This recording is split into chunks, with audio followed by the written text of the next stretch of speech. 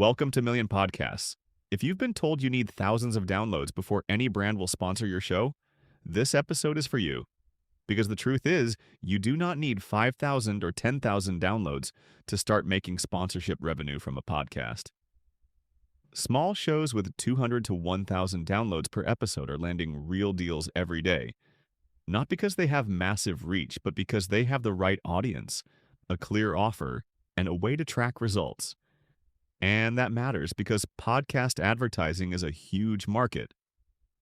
U.S. podcast ad revenue hit $2.43 billion in 2024, and 44% of weekly podcast listeners say they've bought something after hearing a podcast ad. So in this episode, we're breaking down how to attract reliable sponsors for your podcast, even with low downloads. We'll cover what sponsors actually care about, the deal types that work best for smaller shows, how to price sponsorships without relying on CPM, how to pitch brands without sounding salesy, and how to turn one small sponsorship into repeat revenue. So if your show is growing but the sponsorship side still feels out of reach, this episode will show you how to make a small audience valuable right now. So let's start with the biggest myth in podcast sponsorships. Do you really need 10,000 downloads before any brand will sponsor your show? No. That's one path, but it's not the only one. Yes, some ad networks still prefer shows with 5,000 to 10,000 downloads per episode. But brands are also shifting budget into smaller creator partnerships. And podcasts fit right into that, because small audiences can convert better. A show with 300 highly engaged listeners can be more valuable than a show with 30,000 passive ones if the audience is the right fit. Sponsors aren't just paying for reach, they're paying for trust, relevance, and results. So what are sponsors actually paying for? First, they're paying for visibility inside a niche community that already cares about the topic. Second, they're paying for your credibility as the host, because the recommendation is coming from someone the audience already trusts. Third, they're paying for warmer leads they don't need to educate from scratch. And fourth, they're paying for trackable results, clicks, signups, or sales through a link or promo code. So the takeaway from this section is simple. You do not need a huge audience to get sponsored. You need the right audience and a way to make that value obvious to a brand. So if small podcasts shouldn't sell sponsorships based on CPM alone, the next question is, what should you sell instead? The answer is simple. Stop selling impressions and start selling outcomes. Because if you only sell a 30-second pre-roll or a 60-second mid-roll, you trap yourself in CPM thinking. And that's where small podcasts lose. For example, common podcast CPM benchmarks are around $18 per 1,000 listens for a 30-second pre-roll and $25 per 1,000 for a 60-second mid-roll. Now do the math on a small show. If your podcast averages 300 downloads per episode, a $25 CPM mid-roll pays just $7.50 per episode. That's not real sponsorship revenue. So the fix is to stop thinking in terms of, I sell access to 1,000 impressions. Because that model needs volume. Instead, sell this. I give a trusted recommendation to a very specific audience. That model doesn't need scale, and it needs relevance. So the shift is from CPM thinking to outcomes thinking. CPM thinking says, I'm selling ad inventory. Outcomes thinking says, I'm helping the right brand reach the right people in a way they can actually trust and act on. So if you're not selling CPM, the next question is, what kind of sponsorship deals actually work when your downloads are still low? There are 5 deal types worth knowing. First, flat rate deals. This is where a sponsor pays you a fixed fee for a placement, regardless of the final number of clicks or conversions. For small podcasts, this is often the easiest place to start. Second, affiliate or CPA deals. Here you earn money per sale or per sign-up. These work well when you have a loyal audience and a product that fits them closely. Third, lead-based deals. Instead of getting paid for impressions, you get paid for delivering leads. Maybe through a giveaway, a waitlist, a webinar, or a free resource. Fourth, bundled placements. This means you combine the podcast ad with other assets you already control, like a newsletter mention, a pinned community post, a YouTube description link, or a dedicated resource page. And fifth, category exclusivity. This is when a brand pays a premium to be the only sponsor you promote in its category for a set period of time. And here's the practical move if you're just starting. Sell a short pilot first. Offer a 3-episode test with simple tracking built in, then renegotiate once you have proof and results in hand. So before you pitch a sponsor, the next question is, how do you actually look sponsor ready? Because sponsors do not only judge your show, they judge your process too. The easier you are to work with, the easier it is to close. There are 10 things worth having ready before you reach out. First, a 1-sentence show promise. Something concrete that explains who the show helps and what it helps them do.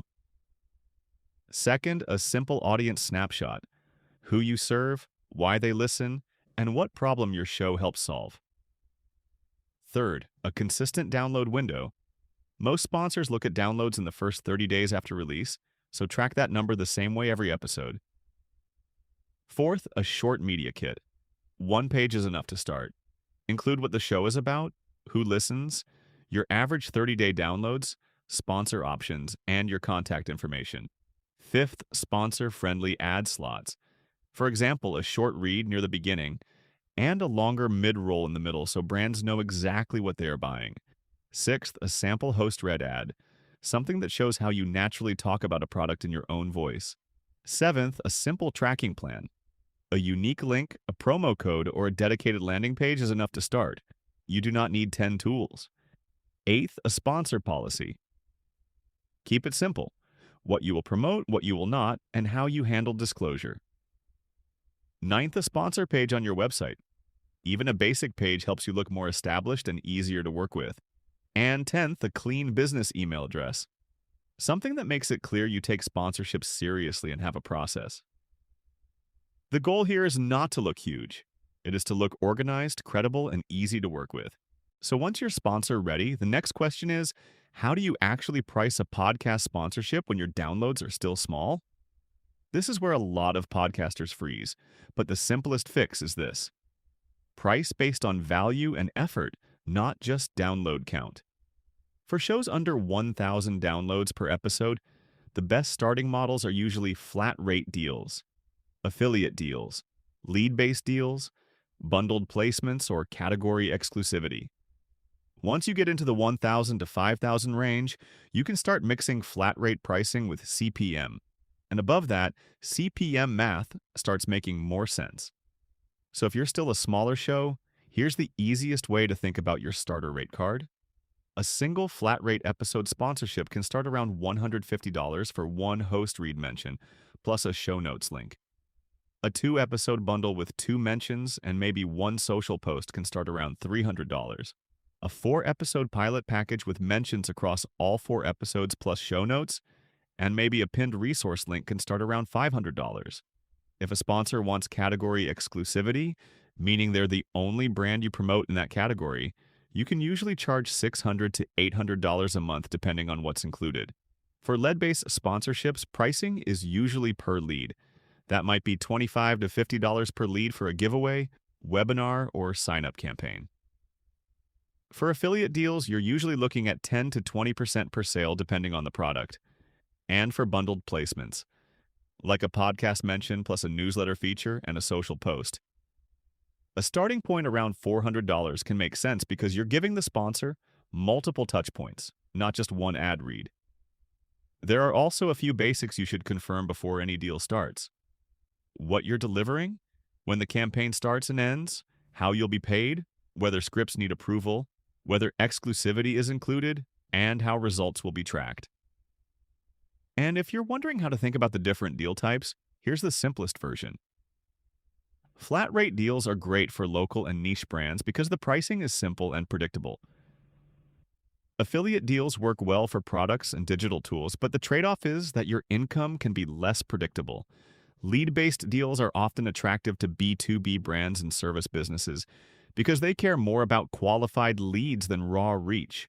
Bundled placements work best if you already have other assets like a newsletter, YouTube, or community where you can give the sponsor more exposure. And category exclusivity works when you want to position the show more like a premium partnership instead of just an ad slot. So the big takeaway here is small podcasts should not price like scaled ad inventory. They should price like trusted niche media with a clear offer and a clear result. So once you know your pricing, the next question is, how do you actually find sponsors when your podcast only gets 200 to 1,000 downloads? The first thing to understand is this. Your best sponsor usually is not a huge national brand. It is a brand that already wants your exact listener. That's why small podcasts need a smarter search strategy, not just a longer outreach list. If you're looking at podcast ad platforms, Podcorn and direct outreach are usually the easiest places to start. Some CPM networks exist, but at very low download counts, the payout is often too small to matter. So, until you grow further, flat rate deals, affiliate partnerships, and direct sponsor relationships are usually the better path. So, where should you actually look? First, look at sponsor categories that naturally fit niche audiences. That might mean local services, education brands, career tools, niche e-commerce products, B2B software, or even events and workshops in your space. Second, build your target list by looking at podcasts your audience already listens to.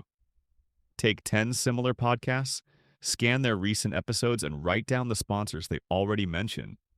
That gives you a list of brands that already understand podcast advertising and are already spending in your category. Third, use practical places to actually find those brands and contacts.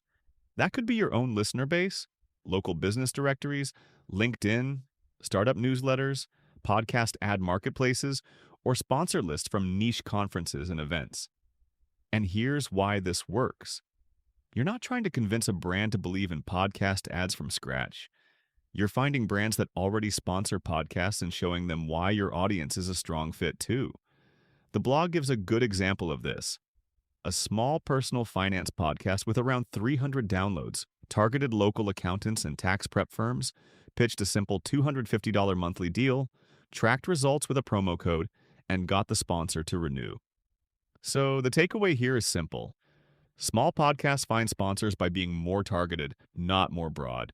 So once you know who to pitch, the next question is, how do you reach out without sounding salesy or desperate? A strong sponsorship pitch is not about hype. It is about clarity. You want the brand to read your email and think, this is a clean fit, and this feels like a low-risk test. The structure is simple. First, explain why you picked that specific brand. Second, explain who your listeners are in 1 or 2 sentences. Third, say what you're offering and at what price. Fourth, explain how you'll track results so the sponsor knows this will be measurable. And fifth, give them an easy next step, like asking if they want a one-page overview. That's the core of the pitch. Now, once you send it, follow-up matters too. A lot of deals die not because the pitch was bad, but because there was no follow-up at all. A simple 3-touch sequence works well. One quick check-in around day 4, a second follow-up around day 10 with a fresh angle, and a polite close around day 17 if you still haven't heard back. After that, stop. You can always reconnect later. And when you do pitch, keep the attachments simple. You do not need a giant deck. Just send your one-page media kit, 2 episode links, and a simple pricing menu. If you want the full copy and paste email template, check the blog linked in the description. So once you land a sponsor, the next question is, how do you actually deliver results and turn one deal into repeat business? Because the real money in podcast sponsorship is usually not the first deal. It's the second, third, and renewal deals that follow. The first part is making the ad feel like it belongs in the show. First, speak in your normal voice, not an ad voice. Second, explain who the product is actually for. Third, share one real reason you find value in it. And fourth, repeat the link or promo code clearly once or twice. The goal is simple. Make it sound like a recommendation, not a robotic script. The second part is disclosure. If a brand is paying you, say so clearly. A simple line like, "This episode is sponsored by brand," is enough. It protects trust and keeps the ad clean. The third part is tracking. You do not need complicated attribution software to start. A simple setup is enough. One unique link with UTM tags, one promo code, and ideally one landing page for your audience. Then track three numbers: link clicks, promo code uses, and total conversions. And once the pilot ends, send a clean one-page report. Keep it simple. What you delivered, how many downloads the campaign got, how many clicks or conversions came through, what seemed to work best, and a clear next step if you want to renew. Because that's really the goal here. Make renewal feel easy. If the sponsor can clearly see what ran, what happened, and what the next deal could look like, you've already done half the work of closing the second sponsorship. And before we wrap up, let's clear up a few questions that come up all the time when small podcasters start thinking about sponsorships. How many downloads do you need to get podcast sponsors? It depends on the deal type. Some ad networks still want 5,000 to 10,000 downloads per episode, but flat rate, affiliate, and lead-based deals can work much earlier. Shows with 200 to 1,000 downloads land real sponsors all the time when the audience fit is strong. Another question is, what podcast ad networks actually work with small shows? Podcorn is one of the easiest starting points because it has no download minimum and works on an affiliate model. CPM marketplaces like Gumball and AdvertiseCast usually make more sense once you're much bigger. For smaller shows, direct outreach to niche brands or local businesses is often the better route. The next thing people ask is what sponsorship guidelines every podcaster should follow. Get the basics in writing, what you're delivering, when the campaign starts and ends, when you get paid, whether the sponsor approves the copy, whether exclusivity is included, and how results will be tracked. And if it's a paid sponsorship, disclose it clearly. And of course, once you know that, the next question is, how do you actually pitch a podcast sponsor? Keep the email simple. Explain why you picked that brand, who your listeners are, what you're offering, how results will be tracked, and what the next step is. Then attach a one-page media kit and a couple of episode links. And finally, what's the easiest way to monetize a small podcast? Usually it's flat rate pilot deals or affiliate partnerships. Flat rate works when your niche is clear and the sponsor can see an obvious fit. Affiliate works because the sponsor only pays when something converts, which makes it easier for a small show to get a yes. So if you've been waiting for bigger download numbers before going after sponsors, hopefully this episode showed you that you can start much earlier than that. If you want the full breakdown, check the blog linked in the description. And if you want to find sponsored podcasts in your niche faster, head over to Million Podcasts. Thanks for listening, and we'll see you in the next episode.